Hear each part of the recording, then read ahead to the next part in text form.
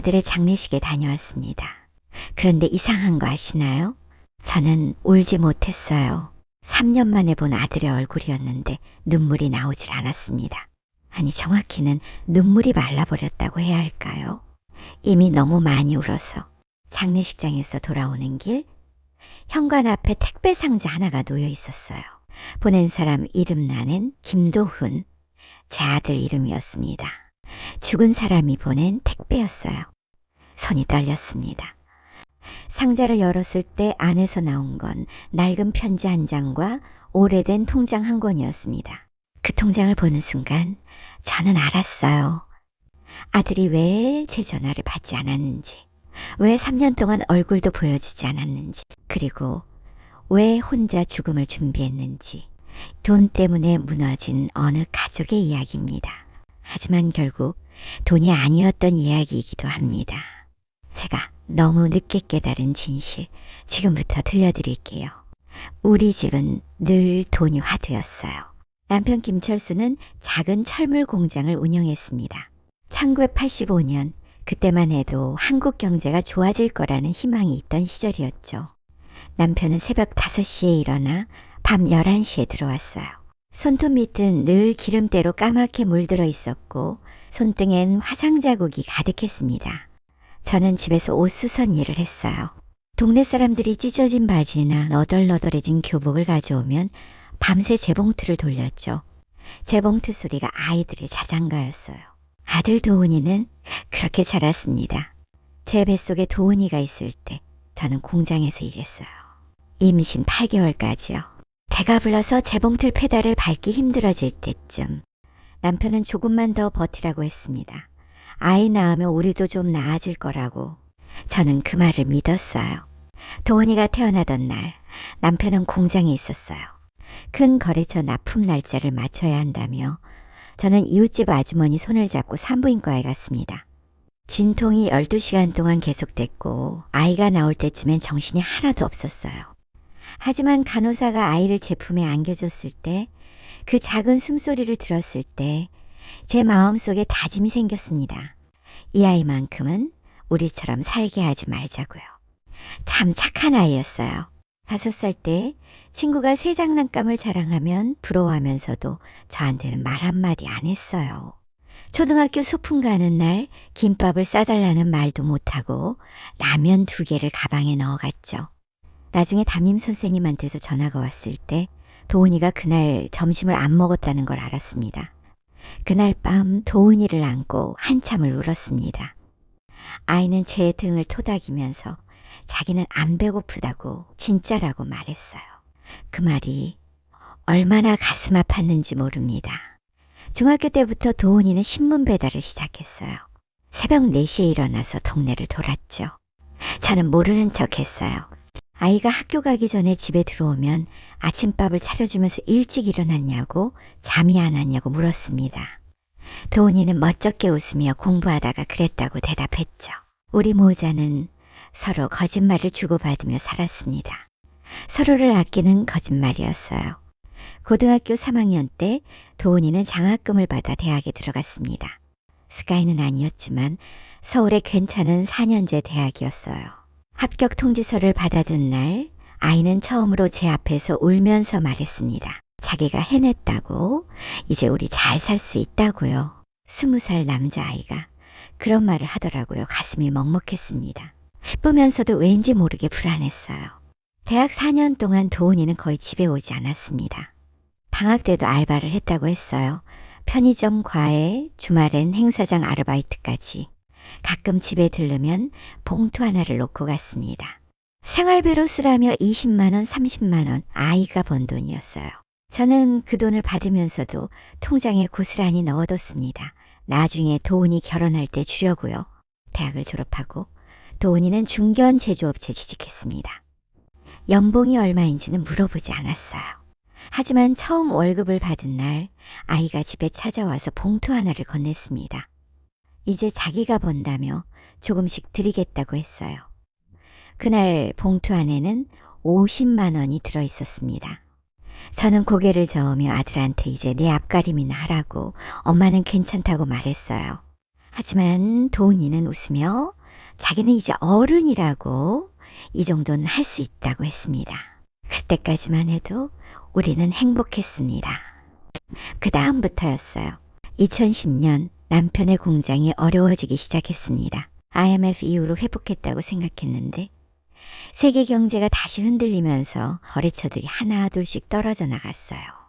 납품 대금도 제때 들어오지 않았죠.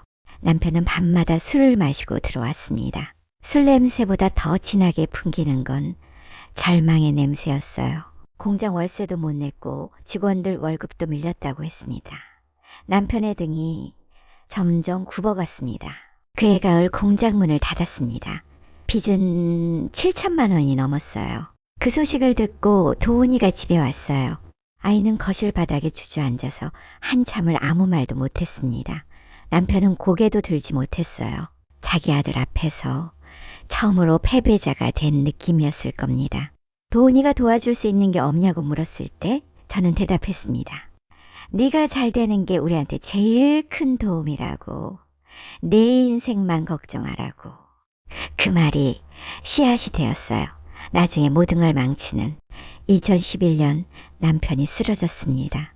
스트레스성 협심증이었어요. 의사는 당장 수술을 해야 한다고 했고 수술비는 800만 원이었습니다.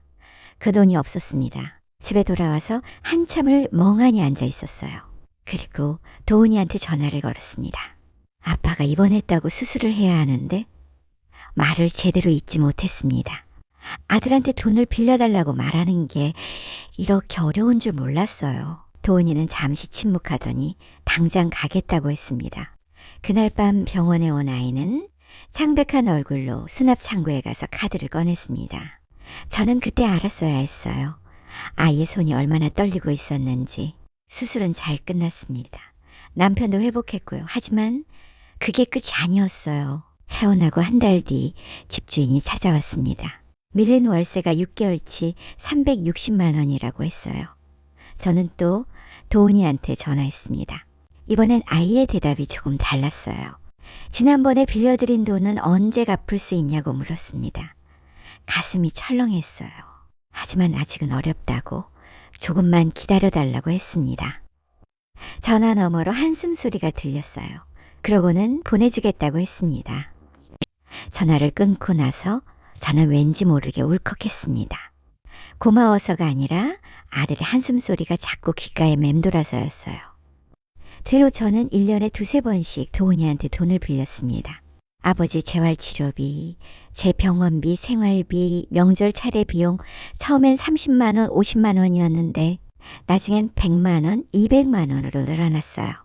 도훈이는 점점 말이 없어졌습니다.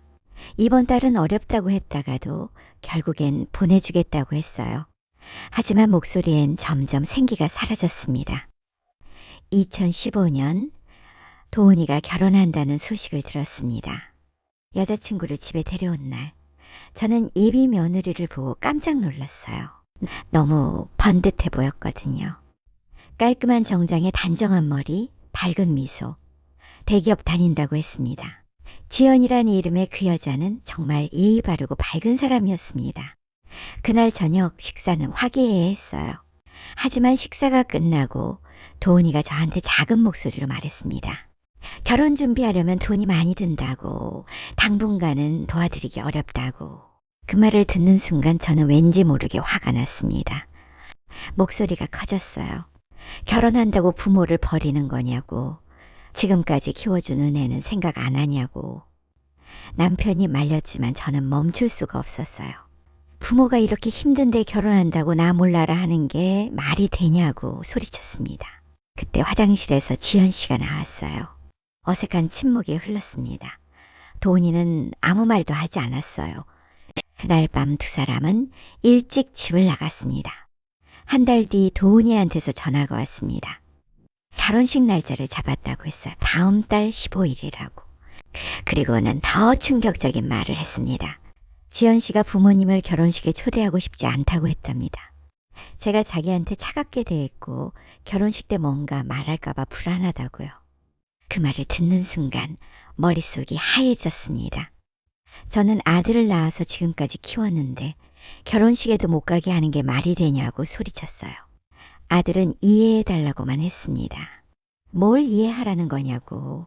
결혼한다고 부모한테 돈 한 푼 안 빌리겠다는 것도 이해하라는 거냐고. 결혼식에도 오지 말라는 것도 이해하라는 거냐고. 전화기 너머로 아들의 한숨이 들렸습니다. 그리고 아들이 말했어요. 자기도 이제 자기 인생이 있다고. 자기 가족을 먼저 생각해야 한다고. 그리고 지금까지 빌려드린 돈이 2천만 원이 넘는다고. 언제 갚을 거냐고.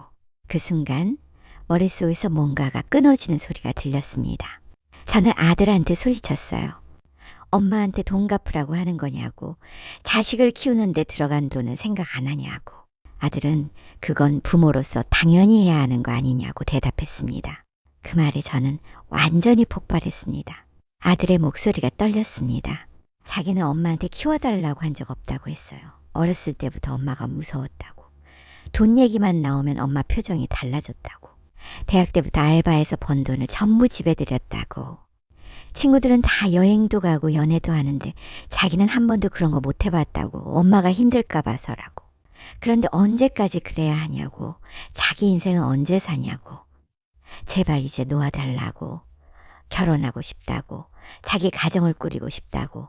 엄마한테 매달리지 않고 살고 싶다고.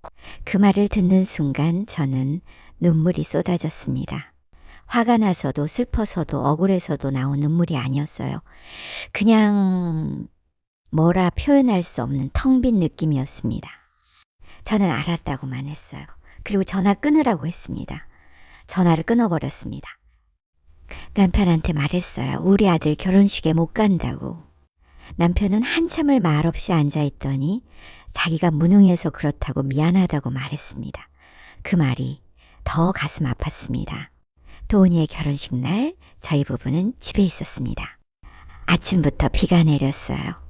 남편은 창밖만 하염없이 바라보고 있었고 저는 부엌에서 설거지를 하다가 멈추고를 반복했습니다. 오후 2시 결혼식이 시작될 시간이었습니다.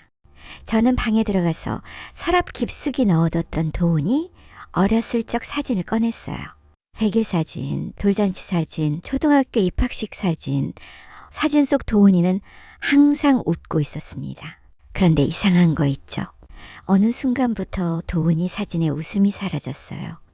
중학교 때부터였던 것 같아요. 사진을 찍을 때마다 억지로 입꼬리만 올린 듯한 그런 표정이었습니다. 저는 그걸 몰랐어요. 아니, 모른 척했던 걸까요? 결혼식이 끝날 시간쯤 남편이 불쑥 말했습니다. 우리가 도훈이한테 미안한 거 아니냐고. 우리가 너무 아이한테 기댄 거 아니냐고. 저는 반박했어요. 부모 도와주는 게 자식돌이 아니냐고. 그랬더니 남편이 말했습니다.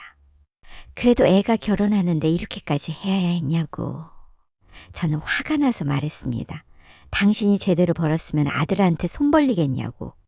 말을 하고 나서 후회했습니다. 남편의 얼굴이 흑빛으로 변했거든요. 남편은 미안하다는 말만 남기고 방으로 들어가 버렸습니다. 그날 밤부터 남편은 더 이상 제 말에 대꾸를 하지 않았어요. 1달이 지나고 2달이 지났습니다. 도훈이한테서 아무 연락이 없었어요. 명절이 다가왔습니다. 설날이었어요. 저는 아들이 올 거라고 생각했습니다. 명절에 아들이 부모를 찾아오는 건 당연한 거 아닌가요? 차례상을 차리고 문 앞에 앉아서 기다렸어요. 9시, 10시, 11시 정오가 지나도 도훈이는 오지 않았습니다. 저는 참다 못해 전화를 걸었어요. 하지만 전화를 받을 수 없다는 안내만 흘러나왔습니다. 문자를 보냈습니다. 설날인데 집에 안 오냐고. 답장은 없었습니다. 그날 저녁 남편이 물었어요. 도훈이 왔냐고. 아니라고 대답했습니다. 남편은 더 이상 아무 말도 하지 않았습니다. 추석이 됐습니다. 이번에도 도훈이는 오지 않았어요. 문자도 전화도 없었습니다. 저는 며느리 탓을 했습니다. 저 여자가 우리 아들을 이간질했다고. 원래 도훈이는 착한 애였는데 그렇게 생각하면 조금 마음이 편했거든요. 2017년 남편이 다시 쓰러졌습니다. 이번엔 뇌출혈이었어요. 응급실로 실려가는 남편을 보면서 저는 멍하니 서 있을 수밖에 없었습니다.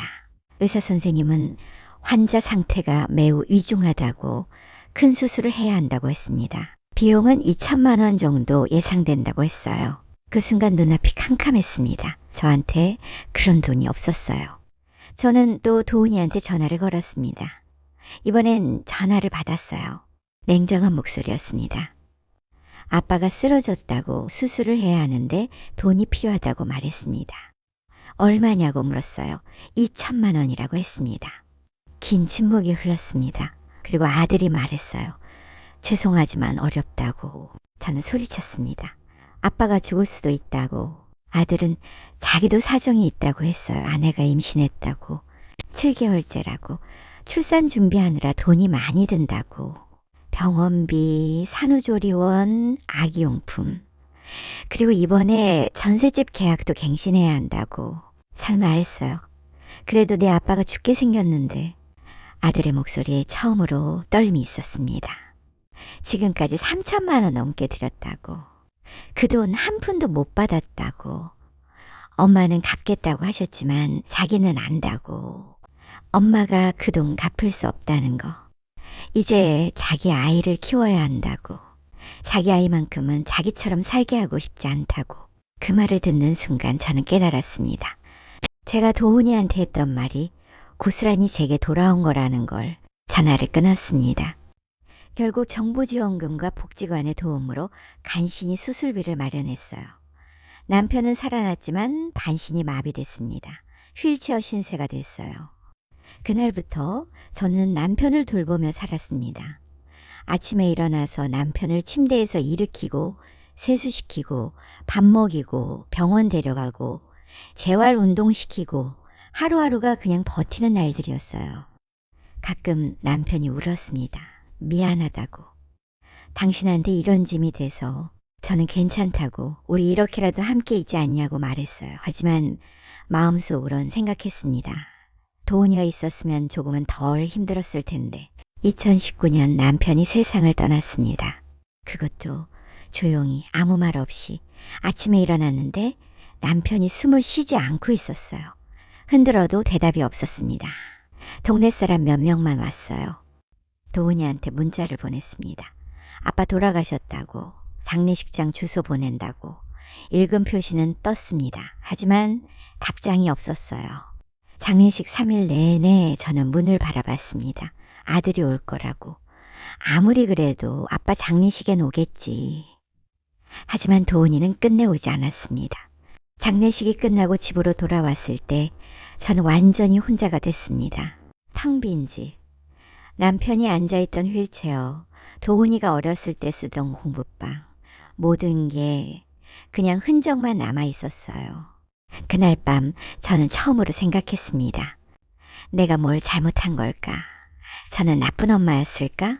아들한테 돈을 빌린 게 그렇게 큰 잘못이었을까? 부모가 힘들 때 자식이 도와주는 게 당연한 거 아닌가? 하지만 아무리 생각해도 답이 나오지 않았습니다. 그날부터 저는 홀로 살았어요. 아들 없이, 남편 없이. 정부에서 나오는 기초연금으로 근근히 살아갔습니다. 가끔 도훈이 생각이 날 때면 사진첩을 꺼내봤어요. 어린 도훈이가 웃고 있는 사진. 그 웃음이 이제는 낯설게만 느껴졌습니다. 1년이 지나고 2년이 지났습니다.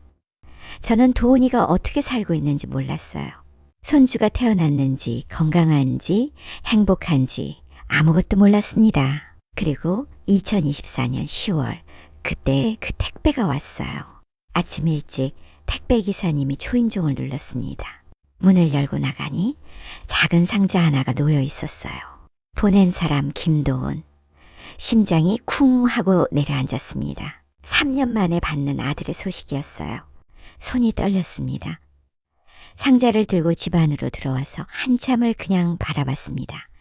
안에 뭐가 들어있을까? 혹시 화해의 선물일까? 아니면 마지막 인사일까? 천천히 상자를 열었습니다. 안에는 2가지가 들어있었어요.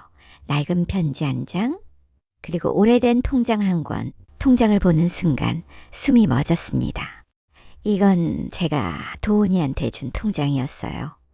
도훈이가 대학교 다닐 때 아르바이트해서 모은 돈을 넣어두라고 만들어준 통장. 나중에 결혼하면 쓰라고 했던 그 계좌. 왜 이걸 다시 보내왔지? 통장을 펼쳤습니다. 마지막 잔액 1247만 원.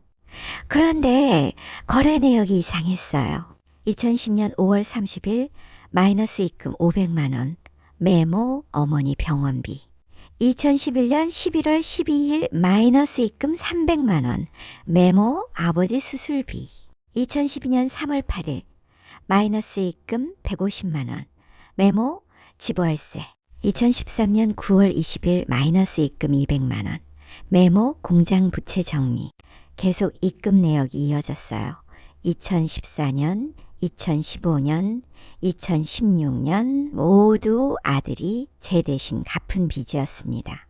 저는 이런 걸 몰랐어요. 아들이 제 빚을 이렇게 하나하나 정리하고 있었다는 걸. 그런데 2017년 이후로는 입금 내역이 없었습니다. 아버지가 두 번째로 쓰러졌던 그 해.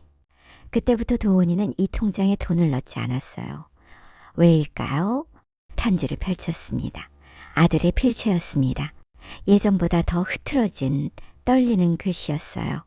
편지에는 이렇게 쓰여 있었습니다. 엄마, 이 편지를 읽고 계신다면 아마 저는 이미 이 세상에 없을 겁니다. 먼저 사과드릴게요. 장례식장에 오셔서 많이 놀라셨죠?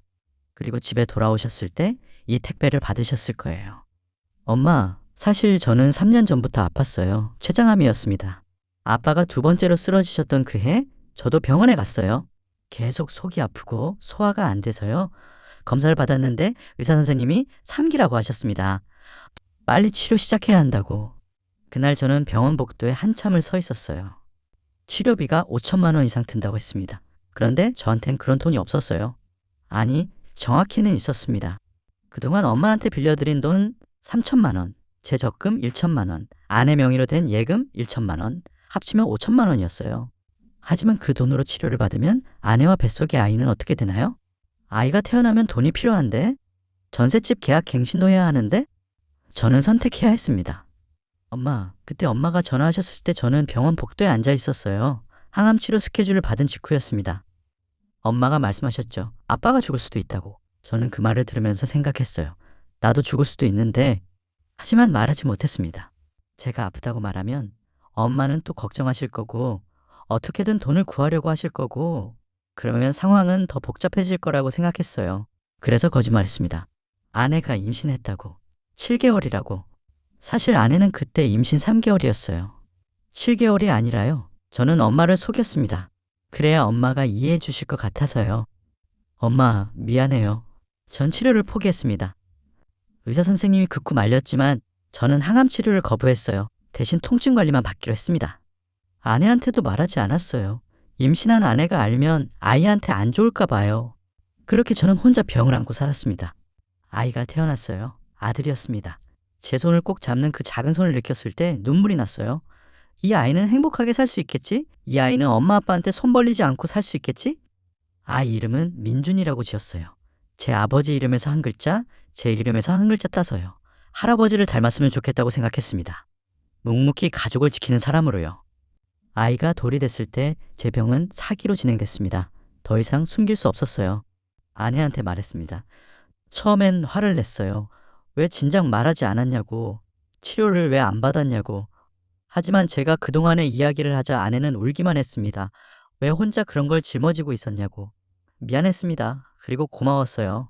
아내는 제가 죽을 준비를 할 수 있게 도와줬습니다. 유언장 쓰고 보험 정리하고 아이 앞으로 재산 정리하고 그리고 마지막으로 엄마한테 편지 쓰는 걸 도와줬어요. 엄마, 전 지금까지 엄마를 오해했던 것 같아요. 엄마가 저한테 돈을 빌린 건 나쁜 마음에서가 아니었다는 걸 이제야 알아요. 엄마도 살아야 했으니까요. 아빠를 살려야 했고 집을 지켜야 했고 하루하루를 버텨야 했으니까요. 저는 엄마가 저한테 기대는 게 무거웠어요. 25살 청년이 감당하기엔 너무 무거운 짐이었어요. 하지만 이제 제가 아버지가 되어보니 알겠어요. 부모가 자식한테 기대는 건 약해서가 아니라 그만큼 절박해서라는 걸. 엄마, 이 통장 다시 돌려드려요. 여기 있는 돈은 제가 엄마 대신 갚은 빚들이에요. 공장빚, 병원비, 생활비 전부 제가 정리했어요. 엄마가 알면 또 빚을 졌다고 미안해 하실까봐 숨겼어요. 그리고 마지막 장례식 비용도 여기 넣어뒀어요. 엄마가 제 장례식 치르시느라 돈 걱정하실까 봐요. 엄마 이제 빚 없어요. 엄마는 이제 편하게 사세요. 제가 못다한 효도는 민준이가 대신할 거예요. 제가 아내한테 부탁했어요. 민준이가 크면 할머니를 꼭 찾아뵙게 해달라고요. 민준이한테 할머니 이야기를 많이 해주라고요. 할머니가 얼마나 힘들게 사셨는지, 할머니가 얼마나 저를 사랑하셨는지. 엄마, 제가 정말 못난 아들이었죠? 엄마 힘들 때 등 돌리고 아빠 장례식에도 못 가고 그렇게 매정한 아들이었죠. 하지만 엄마를 미워했던 건 아니에요. 단 한 번도요. 그냥 제가 너무 무서웠어요. 엄마한테 계속 기대면 전 평생 엄마 걱정만 하면서 살 것 같아서요. 그래서 멀리 떨어지려고 했어요. 하지만 결국 저도 엄마처럼 가족을 위해 제 목숨을 포기했네요. 아이러니하죠. 제가 그렇게 엄마를 닮고 싶지 않았는데 결국 엄마를 닮았어요. 엄마 사랑해요. 그리고 미안해요. 제가 다시 태어나면 그땐 좀 더 나은 아들이 될게요. 엄마 힘들 때 곁에 있어줄 수 있는 그런 아들이 될게요. 부디 건강하세요. 그리고 행복하세요. 민준이 사진 나중에 아내가 보내줄 거예요. 할머니 닮아서 정말 잘생겼어요. 엄마의 아들 도훈올림. 편지를 다 읽고 저는 바닥에 주저앉았습니다. 아들 이름을 부르며 울었어요. 얼마나 울었는지 모르겠어요. 가슴이 찢어지는 것 같았습니다. 제 아들이 혼자서 그 무거운 짐을 지고 살았다는 게, 저한테 말도 못하고 홀로 죽음을 준비했다는 게 너무 미안했습니다. 그리고 깨달았어요. 제가 얼마나 이기적인 엄마였는지, 아들한테 얼마나 큰 짐을 지웠는지. 통장을 꼭 안고 한참을 울었습니다. 다음 날 저는 용기를 냈습니다. 며느리한테 전화를 걸었어요. 목소리가 조심스러웠습니다. 어제 도훈이 편지 받았다고 말했어요. 그동안 제가 너무 못됐다고, 미안하다고. 전화 너머로 지연이가 우는 소리가 들렸습니다. 자기야말로 어머님을 결혼식에도 못 모시게 해서 죄송하다고 했어요. 저는 아니라고, 다 엄마 잘못이라고 했습니다. 제가 도훈이한테 너무 무리한 걸 바랐다고. 한참을 서로 아무 말 없이 울었습니다. 그리고 지연이가 물었어요. 민준이 만나러 오시겠냐고. 도훈이가 그랬다고 했습니다. 민준이한테 할머니 이야기를 꼭 해주라고. 할머니가 얼마나 힘들게 사셨는지, 할머니가 우리 가족을 위해 얼마나 애쓰셨는지. 눈물이 또 쏟아졌습니다. 고맙다고 했어요. 이번 주말에 민준이 데리고 가겠다고 했습니다. 그 주말 현관문이 열렸을 때 작은 아이가 뛰어들어왔습니다. 할머니 하고 외치는 그 목소리. 4살짜리 남자아이 민준이었어요. 아이는 도훈이를 닮았어요. 똑같은 눈, 똑같은 웃음. 저는 무릎을 꿇고 아이를 안았습니다. 민준아, 할머니가 보고 싶었어. 아이가 제 볼을 손으로 톡톡 치며 물었어요. 할머니 왜 울어? 아파? 아니라고. 할머니는 안 아프다고. 그냥 너무 좋아서 그렇다고 말했습니다. 지연이가 부엌으로 들어가며 말했어요. 도훈이가 어머님 좋아하시는 거 있다고 해서 사왔다고. 카스테라라고. 테이블 위에 카스테라 상자가 놓였습니다. 그날 오후 우리는 함께 밥을 먹었어요. 민준이는 제 무릎에 앉아서 이것저것 물어봤습니다. 할머니, 아빠는 어디 갔어? 아빠는 말이야, 하늘나라에 갔단다. 하늘나라? 거기 멀어? 응, 좀 멀어. 그럼 나중에 갈 수 있어? 그래, 나중에 갈 수 있어. 아이는 고개를 끄덕이며 제 손을 꼭 잡았습니다.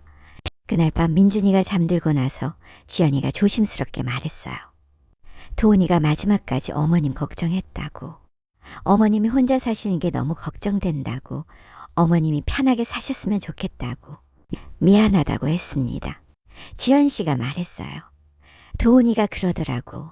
엄마는 나쁜 사람이 아니라 그냥 힘든 사람이었다고. 그 말에 또 눈물이 났습니다. 그리고 지연이가 물었어요. 저희랑 같이 사실래요? 혼자 사시기 힘드시잖아요. 저희 집에 방 하나 있어요. 거기서 지내세요. 하지만 내가 폐가 될 텐데. 아니래요. 민준이도 할머니 좋아하고 자기도 어머님 옆에 계셨으면 좋겠대요. 도훈이가 못다한 효도 자기가 대신하겠대요.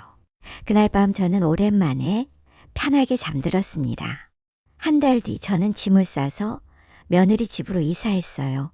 작은 방이었지만 따뜻했습니다. 아침이 되면 민준이가 제 방문을 두드렸어요. 할머니, 일어나. 밥 먹어야지. 아이와 함께 밥을 먹고 공원에 산책을 갔습니다. 민준이는 제 손을 꼭 잡고 이것저것 물어봤어요. 할머니, 아빠는 착했어? 아빠는 정말 착했어. 아니, 아빠 보고 싶어? 많이 보고 싶어. 나도 보고 싶어. 아이가 제 손을 더 꼭 쥐었습니다. 그날 저는 깨달았어요. 도훈이가 남긴 건 통장 속의 돈이 아니라 이 작은 손이었다는 걸. 제가 잃어버린 아들의 온기가 이 아이를 통해 다시 돌아온 거라는 걸. 오늘 민준이와 함께 도훈이 산소에 다녀왔습니다. 아이는 아빠 사진 앞에 앉아서 한참을 말했어요. 나 할머니랑 살아. 할머니가 나한테 맛있는 거 많이 해줘. 그리고 재밌는 이야기도 많이 해줘. 저는 도훈이 사진을 보며 말했습니다. 도훈아, 엄마가 미안해. 늦게 깨달아서 미안해. 그리고 고마워. 민준이 덕분에 엄마가 다시 살아. 바람이 불었어요. 마치 도훈이가 대답하는 것 같았습니다. 괜찮아, 엄마. 이제 행복하세요? 집으로 돌아오는 길 민준이가 물었어요. 아니, 사람은 다 하늘나라 가? 응, 그렇단다. 그럼 할머니도 가? 가겠지. 나도 같이 가. 민준아, 넌 할머니보다 훨씬 나중에 가야 해. 왜? 네가 먼저 가면 할머니가 슬프거든. 아이는 고개를 끄덕이며 제 손을 꼭 잡았습니다. 그럼 할머니 나중에 가. 나랑 오래오래 같이 살자. 할머니가 오래오래 살게. 그날 저는 처음으로 생각했어요. 살아야겠다고. 민준이를 위해, 지연이를 위해, 그리고 도훈이를 위해. 돈은 사람을 멀게 만들었지만 사랑은 결국 우리를 다시 이어줬습니다. 늦었지만 저는 이제 알았어요. 가족이란 건 서로 기대는 게 아니라 서로를 안아주는 거라는 걸. 그리고 진짜 효도는 돈이 아니라 함께 있어주는 거라는 걸. 도훈아, 엄마가 이제 알았어. 네가 남긴 그 통장 속엔 숫자가 아니라 내 마음이 적혀 있었다는 걸. 그리고 그 마음이 지금 민준이를 통해 다시 엄마한테 돌아왔어. 고마워. 그리고 사랑해. 돈 때문에 멀어졌지만 사랑 때문에 다시 만났다. 마음이 통하는 건 통장보다 늦게 도착했지만 결국 도착했습니다.